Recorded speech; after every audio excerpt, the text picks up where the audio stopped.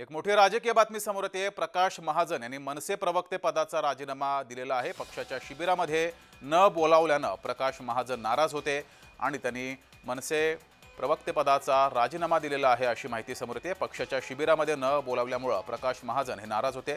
मात्र मनसेची बाजू अत्यंत आक्रमकपणे प्रकाश महाजन हे माध्यमांसमोर मांडायचे, मात्र त्यांनी आता प्रवक्ते पदाचा राजीनामा दिला आहे अशी माहिती समोर येते आहे। मनसेचं कार्यक्रम होता आणि या कार्यक्रमात त्यांना बोलावलं नाही हा त्यांना राग आला आणि त्यांनी मनसे प्रवक्ते पदाचा राजीनामा दिला अशी माहिती समोर येते। अधिक माहिती घेऊया, आपले प्रतिनिधी अक्षय मावळे आपल्यासोबत जोडलेले आहेत। अक्षय, प्रकाश महाजन यांना शिबिरामध्ये न बोलावल्यानं त्यांनी मनसे प्रवक्ते पदाचा राजीनामा दिला, अधिक माहिती।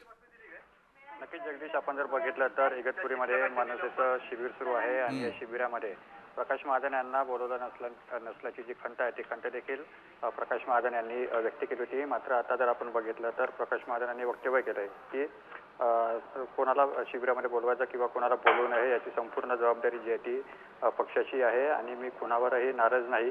काही दिवसांपूर्वी प्रकाश महाजन यांनी दोन भावांचे म्हणजे ठाकरे बंधूंच्या युतीबद्दल वक्तव्य केलं होतं। कदाचित त्या वक्तव्यात काहीतरी चुकीचे जे उद्गार आहे ते माझ्याकडून निघाले असेल, त्यामुळे मी पक्षाचे जे वरिष्ठ नेते आहेत त्यांची देखील माफी मागितली असल्याची माहिती जी आहे ती प्रकाश महाजन यांनी दिलेली आहे। त्यामुळे आता राजकीय वर्तुळामध्ये चर्चा उमटू लागली आहे की प्रकाश महाजन यांनी जे प्रवक्तेपद आहे मनसेचे ते प्रवक्तेपद सोडल्याची जी चर्चा आहे ती चर्चा सध्या राजकीय वर्तुळामध्ये सुरू आहे। मात्र याची अधिकृत जी माहिती आहे ती माहिती प्रकाश महाजन यांनी दिलेली नाही आहे। त्यामुळे काही दिवसांमध्ये किंवा काही ज्यावेळी प्रकाश महाजन हे आपली बाजू मांडतील त्यावेळी नेमकं प्रकाश महाजन यांनी प्रवक्तेपद सोडलंय का याची संपूर्ण माहिती जी आहे ती पुढे येईल।